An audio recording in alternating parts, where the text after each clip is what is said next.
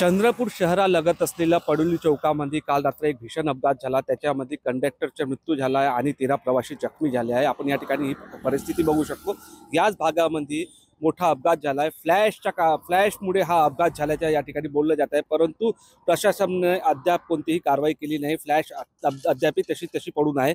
आपल्यासोबत या ठिकाणी बोलण्यासाठी या गावातले सरपंच आहेत, त्यांच्याशी जाणून घेऊ नेमकं काय परिस्थिती आहे, कशा प्रकारे अपघात झाला। बघा सर, परिस्थिती अशी आहे, या चड्डा ट्रान्सपोर्टची परिस्थिती आहे। जे सगळं घडलं इथे, जे चड्डा डीएनआर ट्रान्सपोर्ट आहे, नियमाकुल रस्त्यावर गाड्या उभ्या ठेवून ह्या सगळ्या गोष्टी घडवतात। कारण असं झालं सर की इथे 2 दिवसा अगोदर एक बलकर पलटी झाला आहे। त्या बलकर पलटी झाल्याने इथे शासनानं किंवा प्रशासनानं कोणत्याही गोष्टीची दखल घेऊन बरोबररित्या त्या गोष्टी केल्या नाही। त्याच्यामुळे बलकर पडत असल्यामुळे चड्डाचा एक ट्रक समोर उभा होता, त्या ट्रकला बसने धडक दिली। त्या ट्रकमध्ये अपघात असल्यामुळे 13 लोक जखमी व कंडक्टरचा जागीच मृत्यू झाला आणि ड्रायव्हरचे दोन्ही पाय गेले। तर आमचं गावकऱ्याचं म्हणणं आहे की प्रशासनाने याच्यावर चांगलं लक्ष द्यावं, अनाशय दुबारा घडू नये। आणि माझी मागणी इतकी आहे की जो मृत्यू झाला त्याच्यावर आपला चड्डा ट्रान्सपोर्टवर कारवाई करावं आणि जो मृत्यू झाला त्याला ते मिळावं त्याचं। आणि जे 13 लोक आहे, चड्डा ट्रान्सपोर्टनं त्या 13 लोकांचंही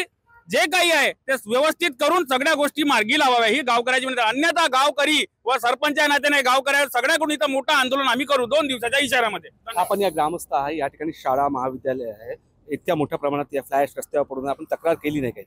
आम्ही 2 दिवसा अगोदरच प्रादेशिक परिवहन अधिकारी यांना प्रत्यक्षात भेटून निवेदना माध्यमातून त्यांना सांगितलं की आपण लवकरात लवकर त्या चड्डा ट्रान्सपोर्टवर कायदेशीर कार्यवाही करावी आणि रस्त्याच्या कडेला असलेले चड्डा कंपनी आणि डीएनआर ट्रान्सपोर्ट यांच्या गाड्या उभ्या असतात, वारंवार अपघात होते, याच्याबद्दल सूचना करूनही प्रशासन एकदम निर्लज्जपणे आज ते बळी जे गेले आहे प्रशासनाच्या कार्यवाही न केल्यामुळे गेलेले आहे, असा आमचा सरळ आरोप आहे। 2 दिवसाच्या नंतर आम्ही गावकऱ्यांना सोबत घेऊन इथं भव्य आंदोलन उभारू, रस्ता रोको करू आणि प्रशासनाला याचा जाब विचारू। कुठेतरी प्रशासन झोपेचे सोंग घेत असल्याचा या ठिकाणी ग्रामस्थांचा आरोप आहे। हा अपघात होण्या अगोदरच 2 दिवसा अगोदर निवेदन देण्यात आलं, परंतु कोणतीही कारवाई केली नाही, त्याच्यामुळे हा अपघात घडल्याचं या ठिकाणी गावकरी सांगत आहे। निलेश दहाट, TV9 मराठी, पडोली, चंद्रपूर।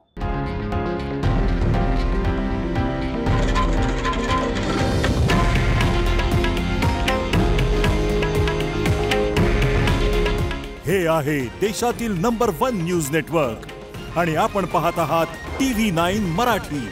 काळजी तुमची, हित महाराष्ट्राचं।